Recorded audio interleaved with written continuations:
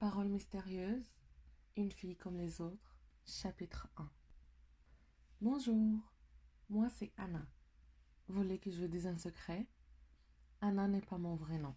Et oui, je veux rester inconnue, car l'inconnu nous intrigue toujours. Et moi, j'aime ça l'intrigue.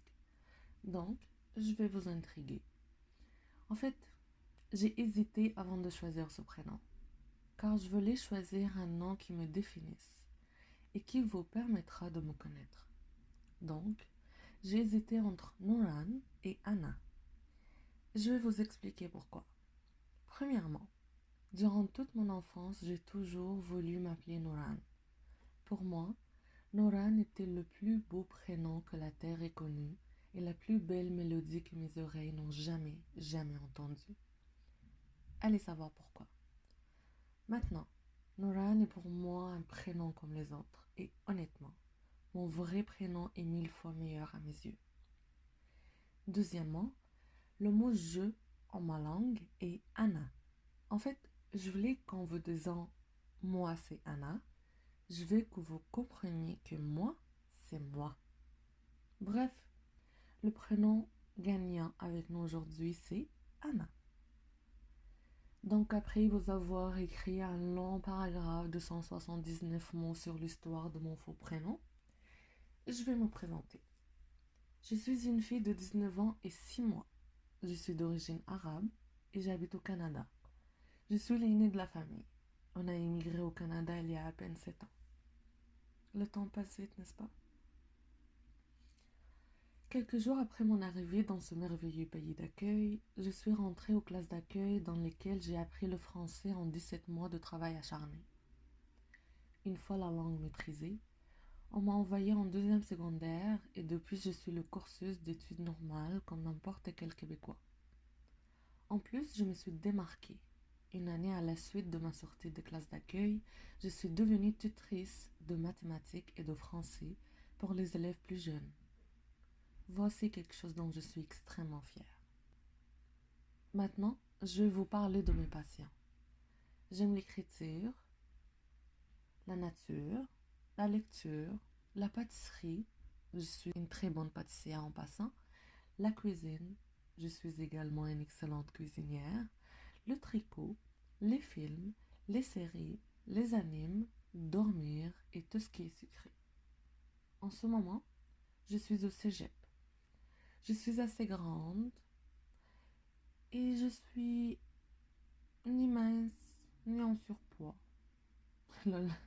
J'ai l'impression que je donne ma description sur Tinder. Bref, je suis une jeune adulte, normale, arabe, musulmane, mais normale. Je suis patiente, très patiente. Je me fâche rarement dehors, ce qui, malheureusement pour ma famille, n'est pas le cas à la maison. Une fois à la maison, la patience n'est plus mon point fort. Comprenez-moi un peu, être patiente toute la journée en présence de plusieurs crétins et décervelés n'est pas facile. Mais je réussis à me retenir, enfin, la plupart du temps. Cela m'est arrivé d'exploser une ou deux fois en dehors de mon cocon, mais j'avais mes raisons. Ce qui est drôle, c'est l'expression des gens autour lorsqu'ils me voient rouge de colère. Ils disent tous: Oh, t'arrives à être en colère? Oh, dis donc, je savais pas que tu pouvais faire aussi peur. Eh ben, un an en colère, on aurait tout vu. Ouais, je sais, je ne suis plus moi-même lorsque je suis en colère. Je me fais même peur des fois. Mais qu'est-ce que vous voulez que je vous dise? À un moment donné, l'eau fissure les rochers. À notre époque, ce n'est ni facile d'être nous-mêmes, ni facile d'assumer nos croyances et nos origines. Cela fait plusieurs mois que je n'ai pas ouvert ce fichier. Et donc, cela fait plusieurs mois que je n'ai pas écrit. Aujourd'hui, j'ai 20 ans, moins 5 jours, et j'ai la grippe. Il est 15h48 et je suis dans le salon en train de vous écrire et j'écoute I'm Not Sorry de Céleste Buckingham, tout en buvant mon thé au lait. Je suis ici et je ne sais pas par où commencer. Il y a tellement de choses que je veux vous dire, mais qui se bousculent dans ma tête. Je veux vous raconter mes histoires, mes rêves, mes peurs et mes expériences en tant que fille musulmane qui déteste les mots racisme, terrorisme et stupidité. Bon, je pense que je n'ai pas le choix de commencer depuis le début, non?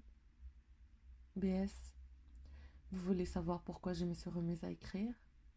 En fait, quelqu'un a rallumé la flamme de mon amour pour l'écriture hier, et je l'en remercie. À bientôt!